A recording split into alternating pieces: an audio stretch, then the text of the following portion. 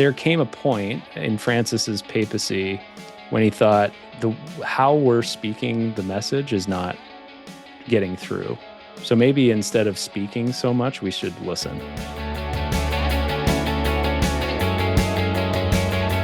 Welcome back to Religion to Reality. This is the first episode of season 2, and I am so excited to get back to it, guys. My name is Dave Plisky. I am your host of Religion to Reality. We have been blessed to be able to share 13 episodes, bonus episodes, on top of the full first season. So that is now complete. We're starting something totally different now. If you haven't yet, I encourage you to go listen to the 5-minute teaser that John and I did, talking all about what we're up to this season. But the short version of it is that we are here to extend what we heard in season 1 into a new way in season 2. What we heard constantly in season 1 is how sacred listening is. So in the spirit of Vatican II and all that the Catholic tradition is now trying to do, we seek in this season to listen to the voices of many other traditions from around the globe. Actually, the traditions span Islam, Judaism, Hinduism, Buddhism, Taoism, Shinto, Confucianism, Sikhism, as well as, of course, our other Christians and brothers and sisters, some Protestants and Orthodox, and even some Catholics in there who help us to contextualize all of this. I am so excited. This is one of those rare moments where I'm recording only less than a week before this goes live. So I'm telling you, we've got 22 episodes in the can already. We've got 7 or 8 more planned. So I think this is going to be just a giant season. I'm so excited.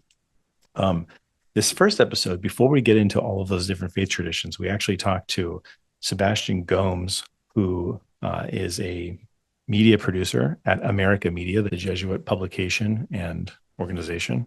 And he helps us to situate this season in and its mode of listening that we're about to be doing before we get into these other faith traditions.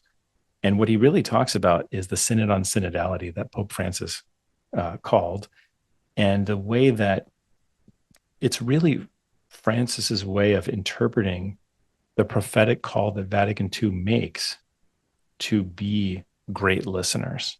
And so I just want to welcome you into the season and situate the season in the light of how the listening that the church is now doing in a new way, I hope, is something that continues the prophetic call of Vatican II, and hopefully something that John and I and you as listeners here are participating in this little project called Religion to Reality. Today, we have Sebastian Gomes. Sebastian is a multimedia journalist who leads the podcast and video teams at America Magazine, the Jesuit Review. He earned a BA and MA in theology and history from St. John's University in Minnesota. His media career began in 2012 at Salt and Light Media in Toronto, where he produced award-winning feature documentaries, including The Francis Effect and The Francis Impact. His film projects also include The Church Alive, The Birth of the Messiah, and Magisterium of the People, highlighting global Catholic issues through storytelling. Sebastian has covered major church events, including the 2013 papal transition and the synods of bishops on the family. In 2019, he joined America Magazine, where he has led the production of acclaimed podcasts, including Plague, Untold Stories of AIDS and the Catholic Church, Voting Catholic, and the Gloria Purvis podcast. In 2022, he wrote and directed People of God, America's first feature documentary about the state of parish life across the United States. He led America's coverage of the 2023-24 Rome gatherings of the Synod on Synodality and the 2025 papal election of Pope Leo XIV. He oversees America's weekly podcast portfolio, including Jesuitical Inside the Vatican and The Spiritual Life with Father James Martin. He contributes regularly to americamagazine.org. Sebastian, welcome to the show. Thanks, Dave. It's great to be with you. It's really great to have you. So let me start with it. How do you and John know each other? That's a great story. So when I first took the job at America Magazine, it was September of 2019. And I'm actually, for those who don't know, a Canadian citizen, and I've since moved back to Ontario. So I'm calling in from my home in Kingston, Ontario.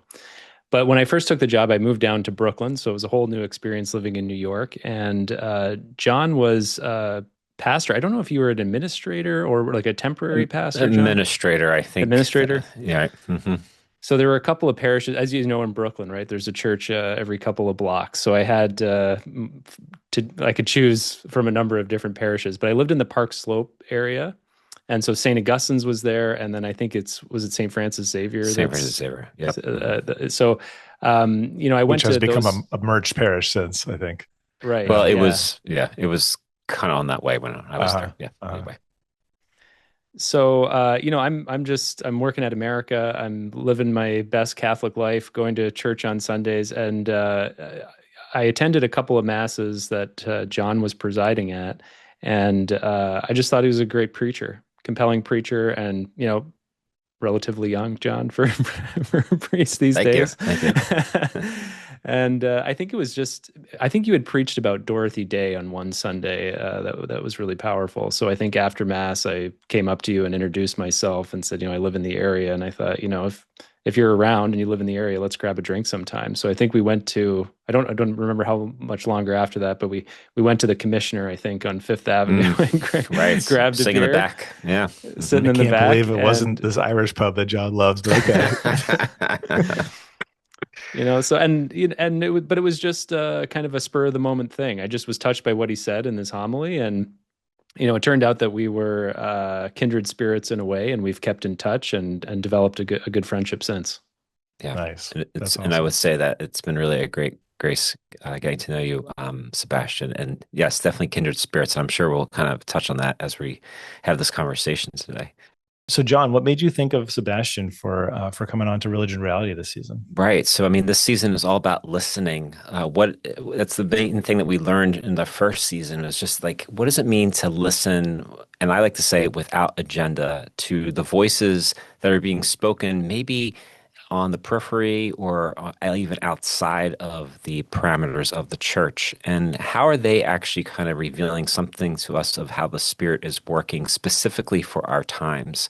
And I know, Sebastian, you've spent so much time in working with the synodal process that was really initiated by Pope Francis. And I know that you have so much inside scoop on what was happening in Rome and also what was happening on more local levels. I know that every diocese, at least in theory, was supposed to be very much committed to listening parish by parish to what's happening on the ground, what are the needs, what are the desires. And I'd like to kind of maybe focus our conversation upon maybe those Catholics who, let's just say, feel disenfranchised, or somehow maybe they feel as if the main narrative that they're getting in much of Catholic media is not one that they necessarily resonate with, maybe because they don't even really follow that narrative, or they're even aware of that type of version of Catholicism, or if we want to call it that. So I think that, it'd be interesting to kind of spend this time with you unpacking a lot of the things that you have discovered in the many years now of this whole synodal process, which I know is something that you are very much a believer in too, that you really saw there was great fruit from this. So convince us, show us, tell us a little bit more about what was that fruit. And you can start anywhere you want with this, maybe just starting with how you got involved in this, I mean, and why you became such a believer in the process. Thanks. Yeah, I think it's so important to maybe center this whole notion of synodality if you're talking about learning to become kind of a more listening church or a better listening church. Maybe it's providential, but when I started my media career, it was 2012 with Salt and Light Catholic Television or Catholic Media, which is based up in Toronto, Canada. It's the National Catholic Media Organization of Canada. I worked with a priest who was the CEO of the company at the time, who was doing a lot of media work with the Holy See Press Office. And so when I started in 2012, steep learning curve. I wasn't, I'd studied theology and history. I had really no desire to go into media. So I kind of fell into it. But anyway, I fell into it and started running with it. And one of my first big assignments was to accompany my boss at the time to the Synod on the New Evangelization in Rome in 2012. And so this was the last synod that happened under Pope Benedict XVI. It was very exciting because it was focusing on evangelization. So even though Pope Francis wasn't on the scene yet, there was already this kind of impulse bubbling up in the church that, really this priority of us as a mission church, of a church that has to go out, has to say something, with credibility and with, sincerity and, proclaiming the truth about Jesus. Like that was clearly an issue that needed to be discussed, and we needed to kind of finesse or reflect on how we were doing that. And actually, in that synod, I was surprised to hear, looking back, I guess hindsight is 2020, but I was surprised to hear a lot of the bishops say similar things to what we kind of take for granted now about how the church does have to listen better, how the church does have to pay attention to the people who are on the margins, and so that was an interesting experience. Obviously, I walked into it with my eyes, popping out of my head because I couldn't believe I was sitting inside of a synod of bishops and watching this whole thing kind of develop. And then a few months later, Benedict resigned and Pope Francis was elected. And so I tell that story just because, like, literally my media career has run parallel to the rapid evolution of synodality in the Catholic Church. It started with that synod in 2012 for my own experience. And then quickly Francis identified this as a mechanism within the church or a space within the church that he wanted to use to kind of push us even further into becoming a kind of a bigger tent church, including more voices, especially voices on the margins. And also to practice the correct, maybe not correct is the wrong word, to practice constructive methodologies for learning how to listen better, because we're just not very good as a Catholic community at listening to each other. The hierarchy to the laity to the hierarchy, everybody to people who are on the margins, etc. And you have to admit, I mean, now we're in the era of Pope Leo, but in the 12 years of Pope Francis, you have to admit, he moved things pretty quickly. Like, we came a long way in a short period of time relative, in Catholic Catholic years. Mm-hmm. So, Right.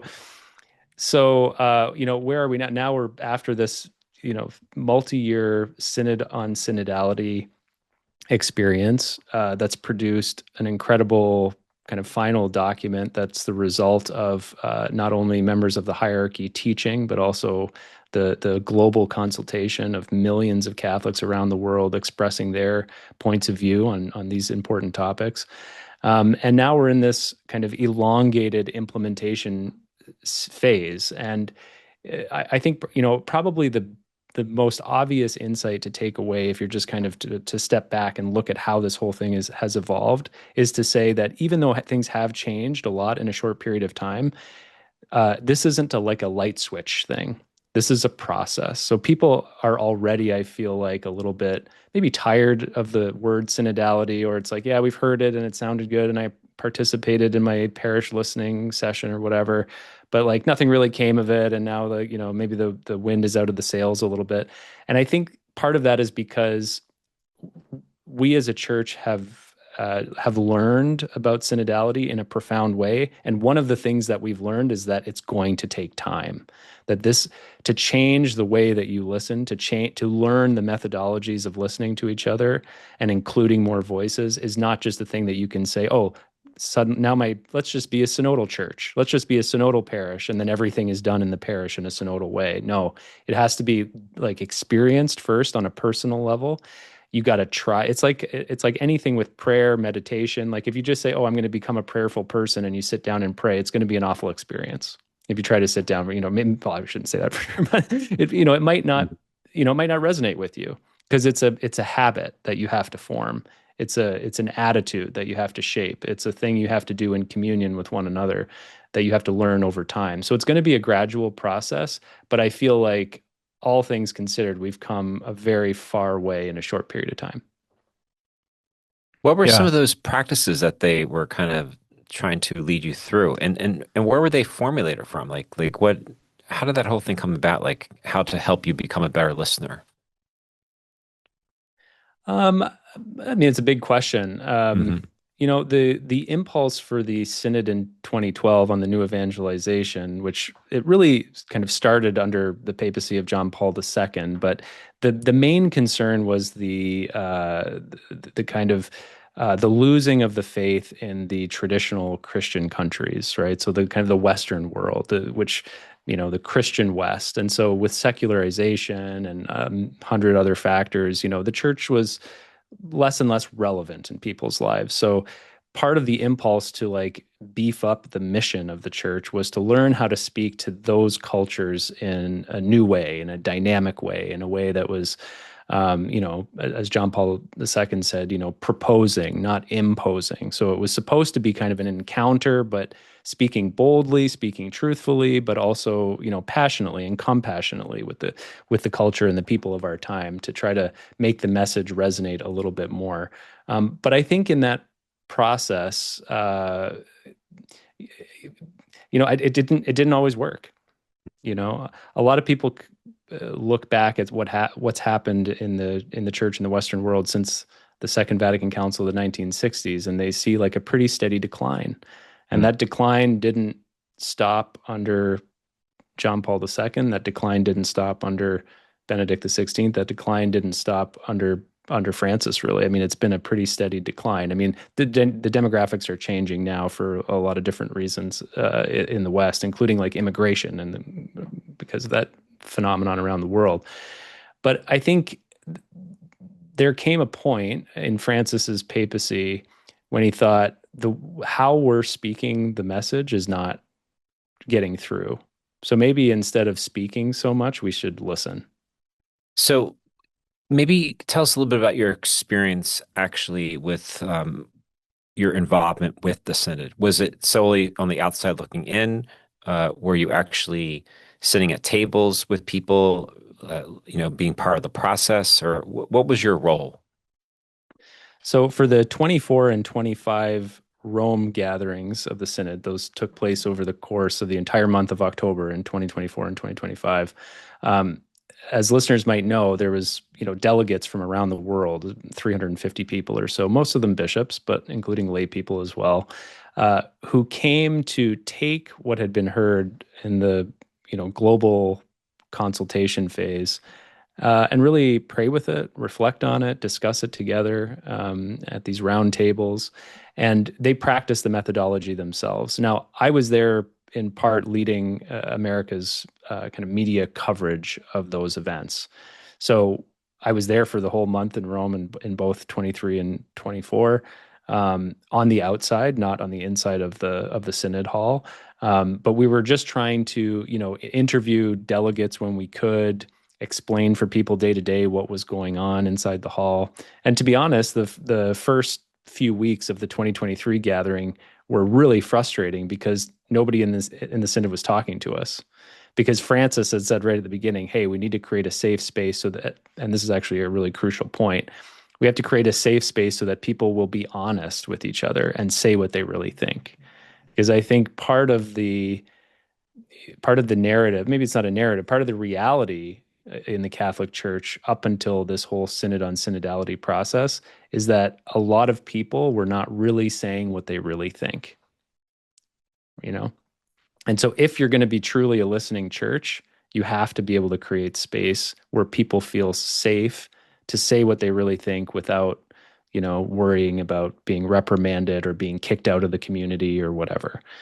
So Francis really pushed that. And what that meant is for the first couple of weeks of the synod, they were all kind of getting together for the day and talking to each other and using this synodal methodology of conversations in the spirit. And we were all on the outside, like knocking on the door, being like, can you just like give us something to talk about? Because like we flew all the way to Rome to cover this event. The people of God want to know what's going on. And all you're doing is sitting at around round tables and not really giving us much. That must have been kind of frustrating. Lots of ways. It was, yeah, it was. And we were like emailing delegates and bishops and cardinals behind the scenes being like, hello, this kind of media blackout is not really helping the whole thing because we're there as, as the media, we're there too as part of a synodal church trying to tell the story so that people who are on the outside can learn about synodality too. Not to mention the fact that the church does need better PR about transparency in general, right? So totally. Us. So it was a bit of a catch-22 because I totally understood and respected Francis's instinct to try to create that safe space so that at least those 350 people could learn how to listen to each other and speak honestly, speak boldly to each other. Um, at the same time, it made the telling the story to others on the outside kind of difficult. Hmm. So that was a later phase, right? In the synod, having, you know, all of these lay people be meeting in the room with bishops, which was a totally new phenomenon. This is changing the way church does synods in general, right? Or at least this one was done that way differently. There were, like, even back in 2012 when I was at that synod under Pope Benedict, there were lay people who were invited. There were less of them. They were allowed to speak, but only after all the bishops spoke at those previous synods, and they weren't allowed to vote. We're not allowed to vote. Okay. So what Francis did was he gave everybody like equal time to speak, essentially.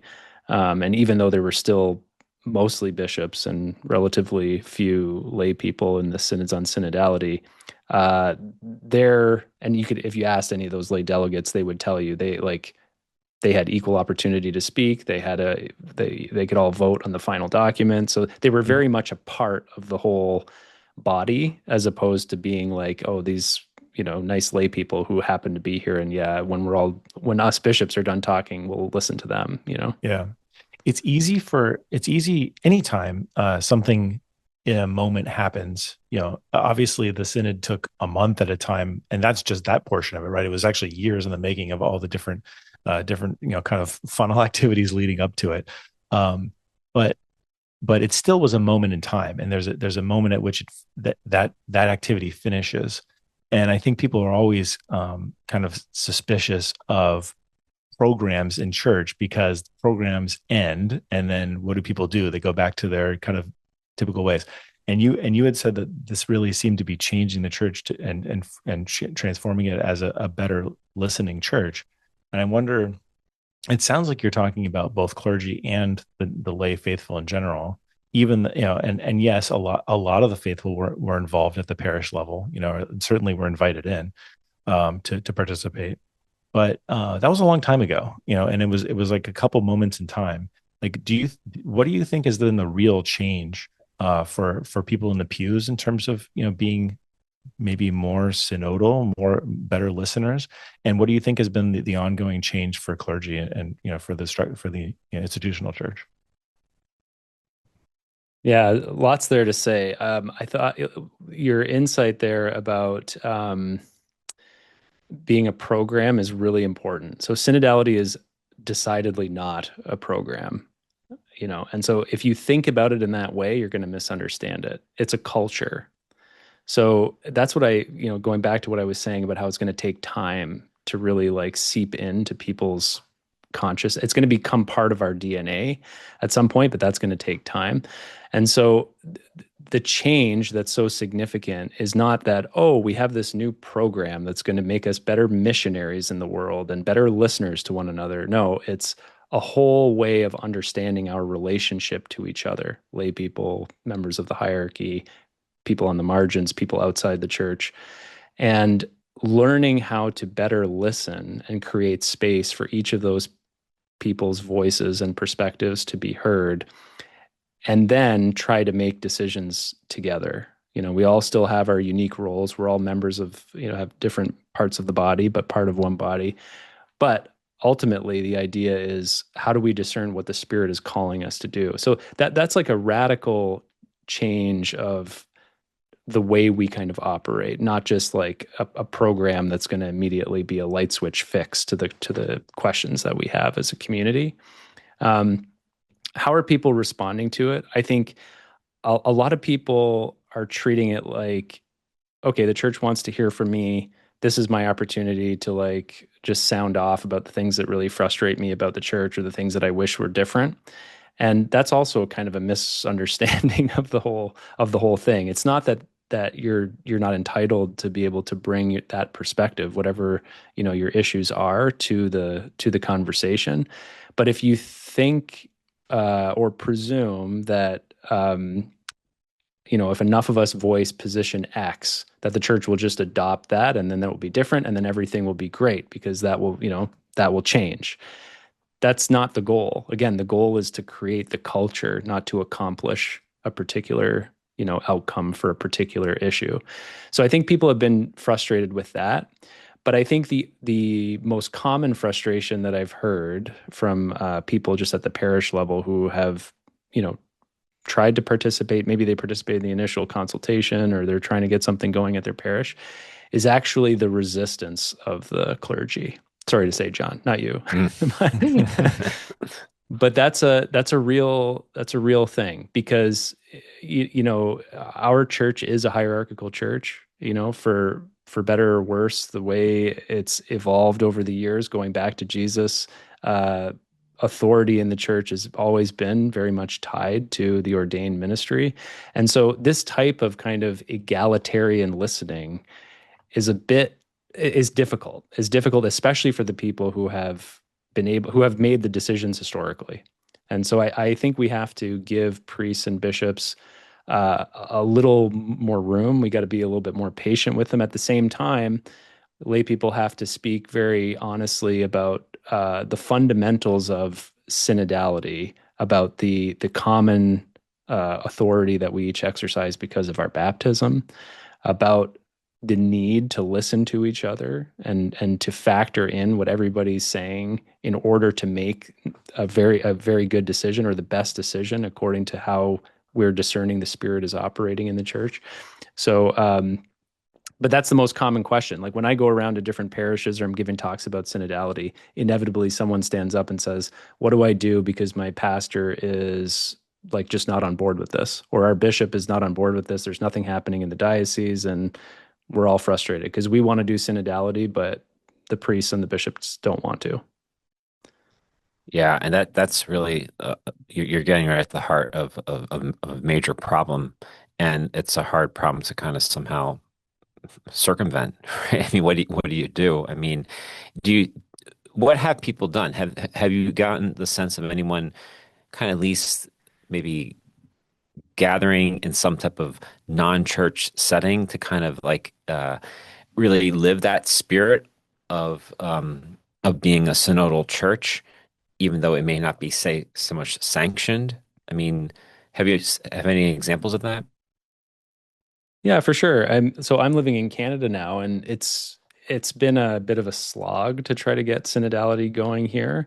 Um, and I think the natural instinct of Catholics, which I don't think is a healthy instinct, is to wait for, because of our kind of preconditioned understanding of church and authority, is to wait for like the bishops' conference or my local bishop to like tell me that now synodality is a go, and then I can just like show up to the synodal event, and then we can start to be synodal. And for a lot of different reasons, the bishops' conferences or a local bishop might not be and it's not the moment for them to be able to do that because there's other things that they're more concerned about for this time or whatever. And so people have to start thinking more creatively and have to be a little bit bolder. And I think they have to believe in their own authority, their own kind of baptismal authority from the get-go, and say, I don't really need to wait for a bishop or a priest to do something. I can do something myself. And I can say, like, for here in Canada, what I've seen is the people, because we're all connected now, digitally, the people who are interested in synodality are finding each other. So there's a group in this diocese who's like trying to get something going, and they'll put some stuff out on the internet, and then there's another group on the other side of the country who finds that and is like, "Oh, there's this group in this other part of that's doing this. Like, why don't we get together? Why don't we network?" And so those conversations are starting to happen where synodal people are finding each other, and I think that's a very positive development because it means you're in solidarity, right? It's like any like grassroots movement that starts. I mean, you can think of the early church. It was the same type of thing. You're not meeting in the temple anymore. You're meeting at someone else's house. Suddenly there's this community that's bubbling up over there and this one, And so it's going to be, it's kind of an organic thing like that more than a highly kind of ecclesially structured thing at the moment. And I think that's okay. Sure. I mean, well, you mentioned earlier, I was preaching on Dorothy Day. I mean, she did not ask permission from any bishop to start the Catholic Worker. I mean, and we know she's on the road to sainthood right now. This is how a lot of things start. They don't necessarily have to have a top-down approach. That's really encouraging to hear that you're picking up stories like that. Dave, I don't want to monopolize the No, questioning. Sorry. no. Um, I want to return back to the room in Rome, or outside the room, let's say. You'd mentioned that Pope Francis felt the need to make sure people felt that they were in a safe space because there were things that people wanted to be able to say that they weren't saying. They didn't feel comfortable saying yet until that safe space had been properly established. What were some of those things? What were the things that people didn't feel comfortable to say at first that did come out in time? I mean, you name it. I mean, a couple of the big ones that I think our listeners might, already be aware of or be interested in. The cry of women for more space, for recognition of what they're already doing in the church. There's a lot of places where they're treated as second-class citizens in the church, even though they around the world they make up the majority of the church. And so just giving space to those voices, I think was really important. There were a couple of very dramatic moments where people voiced um, the experiences of LGBT people, of people who are living in destitute poverty, and so I think it was just these very human stories of marginalization, of ostracization, of being forgotten, of being overlooked, of being disrespected. And because of the methodology, which was that everybody has an equal say, the methodology was such that most of the people in the room who were bishops were forced to listen to all Mm. of that, And so when you're sitting around a table, like we're doing here, there's three of us, but like imagine you're sitting around a table with 10 people and you each get 2 minutes to say something and you're not allowed to respond to what the person says. And the person brings you a powerful story of whatever, persecution, poverty, injustice, and you just have to listen and you don't have to respond. You do that enough, it changes the way that you eventually will respond Yeah. because you can't respond right away. Does that make sense? Mm. Absolutely. And I love that the stories that were being surfaced are particularly coming from the margins, even if maybe they're not being spoken to of from exactly the marginalized person. But that was one of the biggest concerns I had around the synod in general, is that Pope Francis wanted the church to have a commitment to the margins, to be a poor church for the poor and all that kind of stuff. But the and I don't know how there would have been a better way to do this, but inevitably the people who would actually show up to something like the church actively trying to listen in this way were of course going to be people that were relatively involved in the church in general, right? Who's coming to a parish session or two on listening to lay people who are not already like an active part of the parish, right? Like it's going to be the most active people that are of course showing up to that. And similarly, the people who got the invites, who are not bishops, to partake in that. I mean, I have a friend who was in it. He's extremely active. I mean, he literally runs a ministry. He founded and runs a ministry of the church that serves millions of Catholics in their way. And these are the types of people that are getting the invites. So it's like, and of course, on the flip side, of course, that's who goes. That's who's going to be most beneficial to have there. It's going to be their most active. It would be bizarre to have someone be like, "Oh, you were nominally raised Catholic and you haven't practiced in 30 years. You should definitely come to this." It's like that of course, but those are the margins of our faith, right? Like, so how can synodality be get finally extended to every place that it needs to be, especially the places that we seem to be trying to prioritize as a church?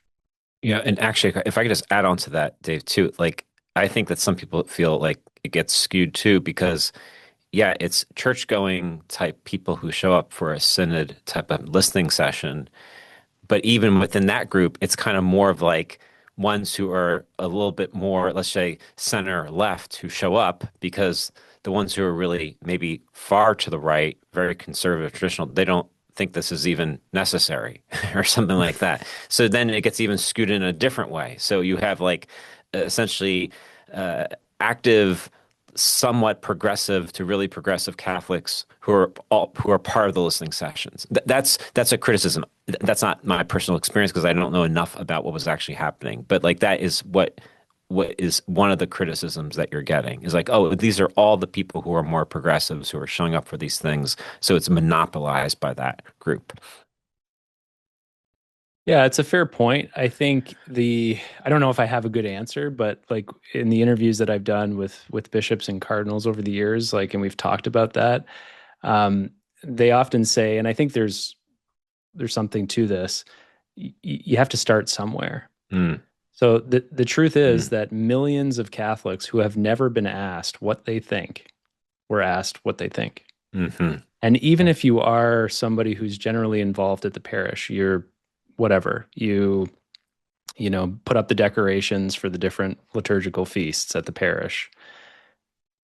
Suddenly, like if you were at a legitimate synodal listening session, you could show up and you could say whatever you wanted about your experience of the Catholic faith and what it means to be Catholic and what's the mission of the church today from your perspective. And so even though it was only whatever it was, 1% of Catholics around the world actually participated in the global consultation, it was still the largest by the numbers human consultation in history. And B, it was the first time that a lot of these people, even if they were active, were actually asked their opinion about something. Mm. And with the promise that it would be brought to the center of the church in Rome and be given space to be reflected upon and prayed over and deliberated on. So it's not perfect. We don't live in, the synodal kingdom of God yet. But it's a big, big step, I think, along the way. But the points that you guys are raising is a fundamental one to keep on the front burner. So like as you're learning to be synodal, you should ask yourself, if you're part of a synodal group and you're all of like mind around the table, maybe that's not like really a synodal meeting. Maybe you're learning the methodology, but are Mhm. you but you're learning the methodology where you're doing a lot of nodding up and down as Mm. opposed to side. So how do to your point, Joe, like I'm a big proponent of synodality, but I think it's absolutely crucial that you get the people who, like you said, who are on the far right, more traditional side. I think it's absolutely fundamental that they are welcomed into the space and given a space to say what they think and to give Right. their perspective. And the truth is, like, if you're not giving space to those people, I don't care how much of a Pope Francis fan you were, you're not actually being a synodal Catholic. Hmm. Mm. Some people have said that, one of the most polarizing things in the church internally is like liturgy. So why don't we have a synod on liturgy and bring in like all the traditionalists and bring in whoever else is, considered to be, um, proponents or of more progressive forms of liturgy and just, see what that looks like. I mean, that might be interesting. I I mean, mean, that sorry to interrupt. no, This no, no, is not at all. not very No, synodal of me. no, no, no, no, go. It's a good question, and that will happen because Hmm. what's happening with the establishment, the implementation of synodality. I use the analogy of the internet. So at one point, the internet was introduced, and there were a few kind of nerdy types who were really excited about it, and eventually it became the world in which we live. Hmm. Synodality is going to be like that. So it's a thing now that's introduced, and there are a handful of people who have had these powerful experiences of it. And whether you like it or not, it's going to become the Catholic culture in the 21st century. And Hmm. eventually, every question that we have, the debates over the liturgy, what to do about closing that parish, how to like reach out to the younger generations and invite them in, all of that is going to be done from a synodal perspective, using synodal methodology from a synodal culture. So, you know, we do need to have a conversation about liturgy and the debates that we're having right now about liturgy. Um, and it will happen because eventually every question that we deal with as in church is going to be done in a synodal way, Uh, whether we like it or uh, not. And people are either going to get on board with it or they'll be left behind. no, I that That makes a lot of sense. I think that's a very hopeful way of looking at it too. I mean, I was just thinking as you were saying that, I'm thinking like this is really like what discernment looks like. I mean, I guess it's the reason why a Jesuit Pope is the one who maybe kind of looked at it this way. Like, how can we become better discerners of what we're really listening for? I mean, I remember reading something from Bishop Ken Untner. I don't know how much you knew of him. But he back like 20 some years ago, I think it was like the 25th anniversary of Humanae Vitae, and he's like, he made a big statement in front of the bishops. He's like, why can't we just talk about this? Like, what's going on? Because it's almost as if we're pretending everyone is like locked up with this teaching when that's just not the experience of what's happening in parishes. And the more we just keep on doubling down on the teaching doesn't really help us to understand maybe why people don't even believe in the teaching. I mean, if the truth is so true, it will prevail in some type of way, but it will prevail in a way that makes sense and is meaningful for people because it's been nurtured in a way so that it becomes a delight to partake in. It doesn't become a burden. And I think like so much of what's happening and what the turnoff is that there's just seems to be so much things happening in the church which come to be burdensome for people, and they're like, life is already too burdensome. Why would I go to supposedly a place where I'm supposed to be finding meaning in life and just kind of have the same type of like dynamic to deal with? Like, oh, I know I should be doing this, but I'm doing this, and just have a constantly deal with that tension. Is there another way? And I also was just thinking too, I'm sorry I'm talking a lot, but a practice that I've been doing with my students is an active listening practice where it's like, set the timer, just like you said, you talk for 2 minutes about anything you want. The other person can't respond. Maybe just nod their head, and see how that feels. And the students are like, this was difficult. This is going to take some time. And because they either just really want to say something because they had a question or something like that, or someone just ran out of things to say too. So like, it's interesting, but I do feel like this is really where we are right now. This is the moment, and I think I'm getting excited as you're talking about that.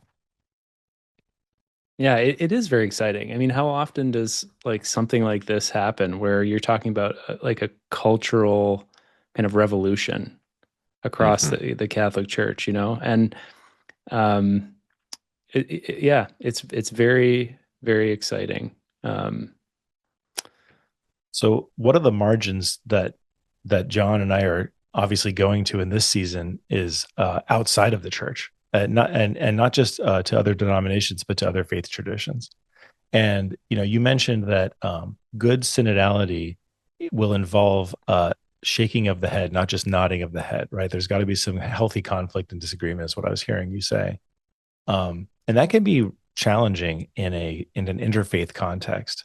So, what advice would you give us from all that you've kind of taken from synodality that we can take with us into these conversations with people of other faith traditions? yeah, it's a good question.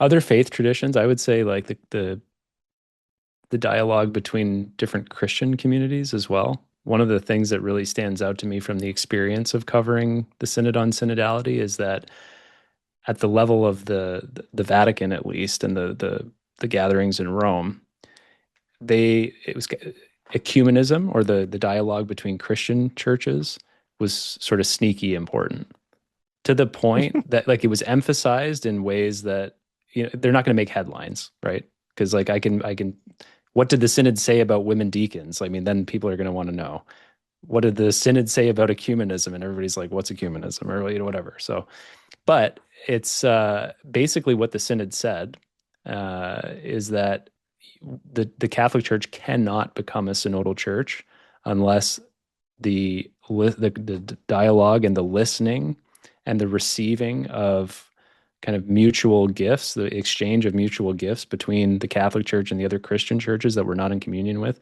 Like, we're not going to become a synodal church unless that happens. So that's a fundamental part of synodality. So we're all starting from somewhere, and maybe the first thing to do is just like, how do we have a parish meeting that can be synodal, and you go from there. But the truth is that in your parish, you will not become a synodal church unless you're also going down the street and inviting the Episcopalian Church to come and be a part of your discernment process about what it means to be a Christian wherever you are, or whatever other Christian churches are there. So I just say that as a kind of tangent, or another group of people. Like you're talking about interfaith work. There's also that type of work with people who are not in the church, that officially the Vatican, the church, the Roman Catholic Church has said that is fundamental to becoming a synodal church. So you can enter those dialogues with the confidence that the community, the tradition is kind of behind you, is able to free you in a way to really, truly listen. You don't have to go into those dialogues with this impulse or instinct to defend or to correct or to make somebody more like me. Like, we have enough from the church now to say, no, go in with a true disposition of freedom and openness and just listen. And maybe that group of people has something to offer you that you didn't even know. And through using this methodology, you'll discover that, and then you'll be a better Catholic because of it. I'm hoping that, I don't know if this is a level beyond listening, but I'm hoping that I'm going in with the desire to learn, that it's not just, okay, I heard you and we'll leave it there.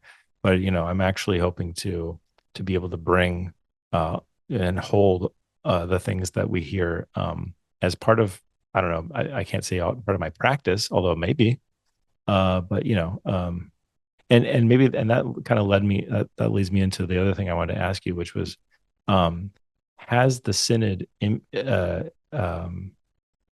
improved or changed your own spiritual practices in some way? Because the synod seems to be so much about how we interact with others, but of course that should pervade how we interact with ourselves and with God. And I just wondered what that's like for you, if there are things you noticed that have changed in your spiritual practices. Yeah, I think so it's one thing to cover the synod. It's another thing to sit at a round table and do synodality, experience it yourself. So I would say the first, the thing that's so obvious to me that I've learned is that I cannot become a synodal person, a synodal Catholic, by covering it as extensively as the coverage that I've done is. So it's you only learn it by doing it. And so the spiritual side, like your own personal spirituality, also is affected by that. So I would say if anybody is like, okay, how do I kind of incorporate synodality in my own personal life? And that you actually have to do it communally first. So you have to create or find a synodal community to be a part of, set up a synodal conversation around question X in your parish or in your school or whatever, and try it and just experience, just put yourself in the experience of having to listen to several people without responding, of listening to something that's very difficult to hear because the person feels like they're on a completely different planet than you, and then just take quiet time to pray about it together without responding, and just you have to kind of force yourself to just make room for the Spirit to work, because that's what the real thing is, not how do we solve this or that problem. It's how do we get out of our own way so that the Holy Spirit can work. And so, fundamentally what it's about is our belief in the Holy Spirit. And I think you could say resistance to synodality is also in some ways like a resistance to the Holy Spirit, a lack of faith that God is actually present in our midst when we're together as a community.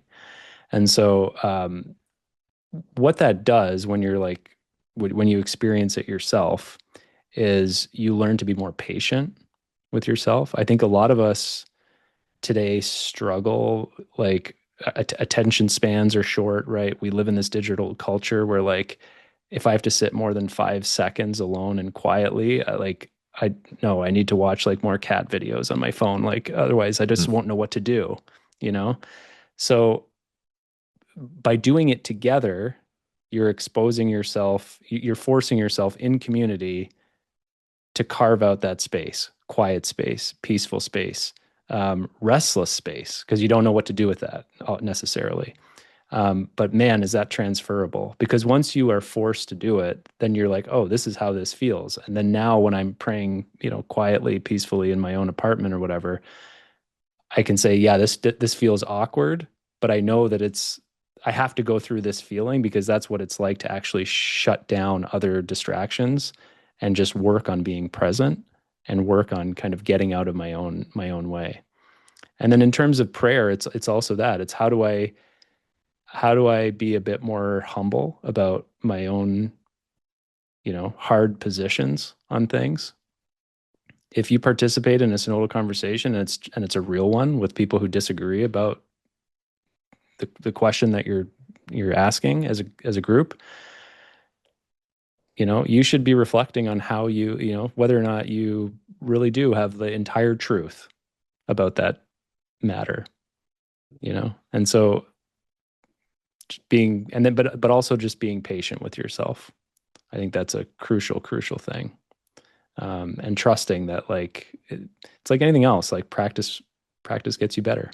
You get better at it with practice. How does it feel to give advice to a priest? Flip the tables, John. Right, I probably got some of that advice from John over the years, I don't by the know. way. So I don't know. Well, I mean, I steal Sebastian's reflections all the time and use them in my homilies. So he's been preaching to me for a while, actually. Nice. Um, you know, I know we're kind of getting close to the time, but like, what could we make of, let's just say, the hundreds of converts that came into the church this Easter? This was such a newsworthy story.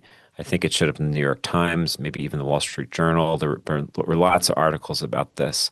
So how can we, who have been, whether we want to call ourselves cradle Catholics or ones who've just kind of been around the block long enough to see things come and go with the zeal of new converts, so to speak, how can we become better listeners to these new members of the body of Christ, and what they're able to offer to us? Because there's lots of different mixed feelings about this new wave of converts. If you're kind of listening to all the different types of perceptions on this, so what would be your advice, or what are you picking up that we could be able to listen to and learn?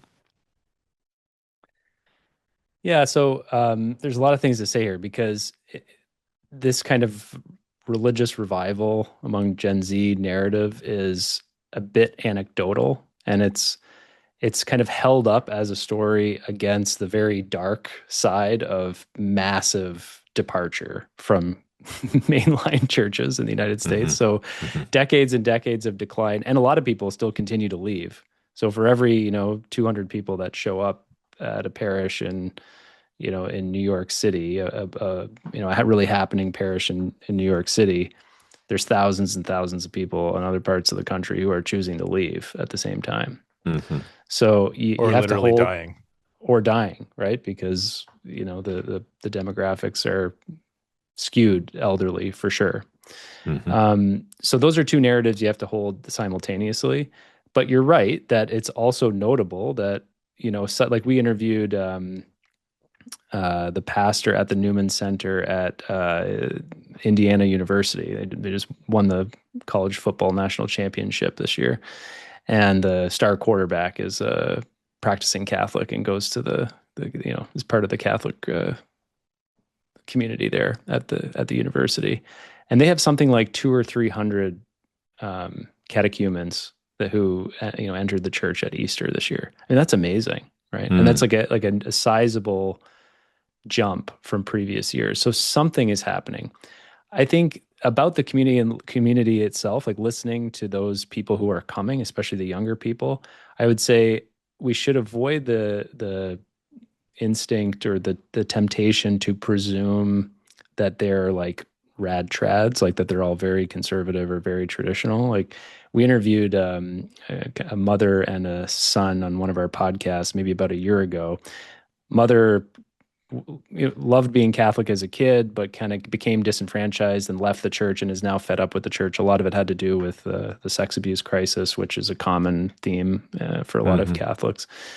And her son, who is like basically like not raised Catholic because of his mother's disaffiliation, is like fascinated by just like the mysteriousness of liturgy, of Mass. And he doesn't know if he believes in God. He's kind of like um like he's not super conservative or anything. He's like a very like liberal, open-minded person, but he's just fascinated by Mass. And so he started going to Mass, and he doesn't know if he believes in God, and he doesn't know if he believes in Jesus and the sacraments, but he's drawn to that. And so there are people for sure who are drawn to Catholicism in an age of where everything is kind of chaotic. It feels like, nothing is really solid or grounded anymore. And something like the Catholic Church that has a long tradition and very clear teachings can be attractive. And it's true that people are coming for that reason, but it's not the only reason that people are coming. So I think for people like, I guess, the three of us who have kind of been around the block now a little bit, you have to remember that the gospel has its own power. It's not up to us to like convert younger people into the Catholics that we think they should be. Mm-hmm. Mm-hmm. So again, it's like we have to just get out of our own way. Like we all have our preferences for sure, but the church is a big tent. And unless there's room for like everybody with all of their problems, as Pope Francis would say, it's not the Catholic Church. And so we got to welcome them. We got to listen to them. Got to be, practice the faith that we, that comes from our heart and our sensibilities as well. There's space for that. But it's a really good opportunity to practice synodal listening, especially if it's like they have seemingly liturgical preferences or even political preferences or ecclesiological preferences that are different than ours. What a great conversation with Sebastian Gomes. Stay tuned next week for our conversation with Josh Packard, who, if you've been listening to Religion to Reality for a while, you'll remember from season 1 and from the bonus episodes when we got to talk to Josh at Future of Faith all about data and the sociology of listening, which is more of what we're going to get into. Again, before we get into all these different faith traditions, we're just kind of setting the stage. So we got to hear from a Catholic. Next up is a Protestant, more about the sociology of listening and why it's formative, not just a bridge. Religion to Reality is not just a podcast. As a marketer, I have never been content with a podcast just being a source of entertainment. True reality is our lived experience. And what better way to live our experienced reality than to do so together, crossing any boundaries of religion? So if you resonate with our show, I invite you to take the next step and join our monthly interfaith gathering. You could sign up for it on our new Substack for Religion to Reality at religiontoreality.substack.com. Or just search for it on Substack. Father John is also on Substack. His is called Going Analog and can be found at johngribowich.substack.com. Religion to Reality was created and executive produced by me, Dave Plisky, and is produced and edited by Nick Strapoli and Connor Donnelly. You can find the show notes and other resources at religiontoreality.org. Subscribe wherever you listen to podcasts.